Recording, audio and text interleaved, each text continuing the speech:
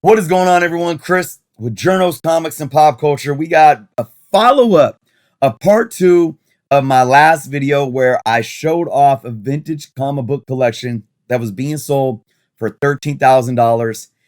I have the list. I have the collection list. We're going to break this down and I'm going to tell you, was I right? Was I wrong? Is it worth it?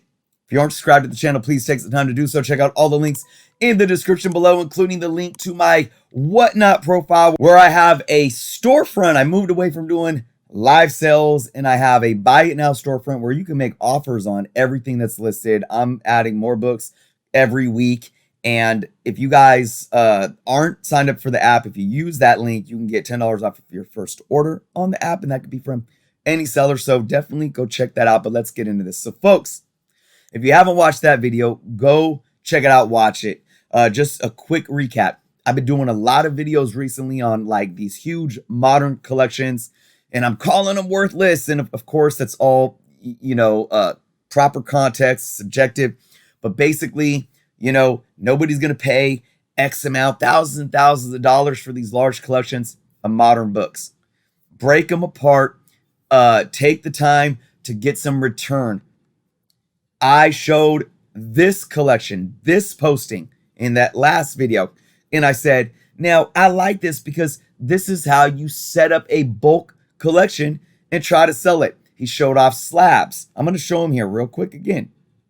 Showed off Silver Age and early Bronze Age, A-list and B-list runs like Amazing Spider-Man, Thor, Journey into Mystery, with keys, with solid keys, right? Slabbed and raw keys. Silver Age X-Men, First Juggernaut, High Evolutionary, early Bronze Age and early Silver Age Captain America or Silver Age Captain America books, Silver Age Fantastic Four, more Silver Age Fantastic Four, second appearance of Black Panther, first appearance of Claw, lots of great stuff in all these pictures right here.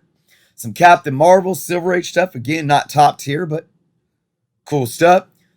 Silver Age Doctor Strange, Strange Tales, like I said, $10 to $20 books right here. These are on the lower end. You got a first Doctor Strange issue right there. Lots of great stuff. Silver Age Submariner, Devil Dinosaur #1, solid $20 book. Silver Age Submariner, Silver Age Conan #1 that's graded as well as in this. We got first full appearance of Red Sonja. Silver Age Green Lantern, right? All this great stuff. Silver Age Flash. Then we get into some, we got one Batman book here. Then we get into some Strange Adventures and, some Swamp Thing, early Bronze Age Swamp Thing. That's some good stuff. Phantom Stranger, whatever. OMAC, this is where it's like, okay, now we're starting to get Demon, whatever. Got some random good stuff here, some Cap, some Hope, but now we're getting into later Bronze Age stuff right here that's definitely not as valuable. Inhumans #1, that's a nice $30 book. Here's the slabs. Cap 100, Submariner #1, first appearance of Captain Marvel, first appearance of Carol Danvers, nice high grade Silver Surfer #14. I mean, that's at least like a $250 book right there. Some classic Submariners. Anyways, and this individual was saying this is about 2,400 books, 2,350, 13,000, and I broke it down to saying why this would be a good buy to at least entertain and maybe make an offer. I said I might come in and make an offer of 9,000, see if he counters with 11, see if we agree on 10. But everything was based on a hypothetical. Because if you look at what he says here in the listing, it makes it seem like that this lot, and it is mostly Marvel. I got the list and we're going to break it down. But he makes it seem like there is a lot more of what is shown. We know that those were the only graded books, but he makes it seem like there was a lot more Silver Age and a lot more of these top tier, even A and B list titles. But I'm going to tell you all, there's not. What this mainly is, so what do we see? 100 plus books? Maybe 200 at the most in those pictures? That's the best thing that is in this collection is what we see. There's not one other key, not one in this collection, not one. And there's not one other Amazing Spider-Man book. There's only that one Batman book. There's no Batman at all. There's only like 3 Superman books, and even Superman, even going back to action, Silver Age action comics and stuff. I mean, it doesn't garner that much money. Poor Soups. You got to go back to the Golden Age to really get some money, or Keys, obviously. There is a lot more Fantastic Four and Thor. There's a solid run that go into the late Bronze Age, all the way into Copper, into like the early 90s, which he did say there. And Doctor Strange, a nice run going into the 80s, Bronze and Copper. Outside of that, there's no more X-Men than what we see. And a large portion of what this collection is basically Westerns. And it's mostly a lot of Marvel. Westerns, war, and space stuff. And that really changes what this collection is. Like DC Star Spangled War stories. I'm going through the list right now on my phone. You got like Fighting Marines, Freedom Fighters, From Beyond the Unknown. Oh, there's also a nice collection of Conan. So you saw those early Silver Age ones. It goes up until the 80s. But outside of the issue number 1 and the few keys, early on in the run, like the Red Sonias, Conan books are dollar bin books. They do not garner a lot of money at all. GI Combat, War Tales, Gunsmoke Westerns, House of Mystery, just Jimmy Olsen. You got the Metal Man, you got Mighty Marvel Westerns. Again, a lot of stuff that isn't going to really take in. What did we break this down to? Just over $5.50 a book.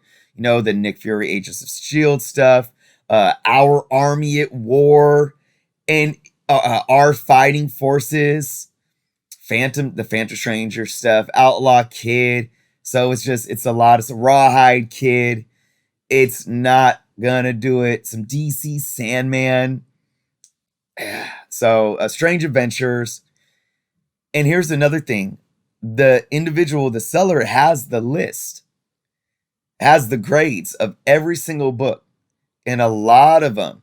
I mean, there's actually a lot of high grade, but the high grade stuff is like most of the D-list stuff. Most of the top tier stuff, which is only a couple hundred books, is very low grade, and it's not even mid grade. A lot of it is low grade, and there's a good amount that says water damage. So that's pretty alarming. And what I found out was this seller has a seller profile on Facebook, and it seems like over the recent past, the seller has been just selling off all of their personal collection. And I feel like this is what's left, because there was a lot more graded books. This individual had dozens of graded books, huge Spider-Man keys, X-Men keys, top tier stuff, even raw stuff as well. I saw a lot more ASM stuff, first appearance of Morbius, a lot more Silver Age stuff. And this individual has sold the bulk of the good stuff already in decent, bulk lots that were worth it. I feel like this is the last remnants of a much larger collection. So, was I wrong? Well, technically I wasn't, because if you watch that video, everything that I said was hypothetical. Everything I said was based on the hypothetical. And I even said in the video, you have to get the list. Before anybody makes an offer on this, you need to get the list. You need to see what's in it. And I'm still saying the same thing. This seller knows how to sell collections in bulk, because all that other stuff has sold, or at least the listings say they've sold.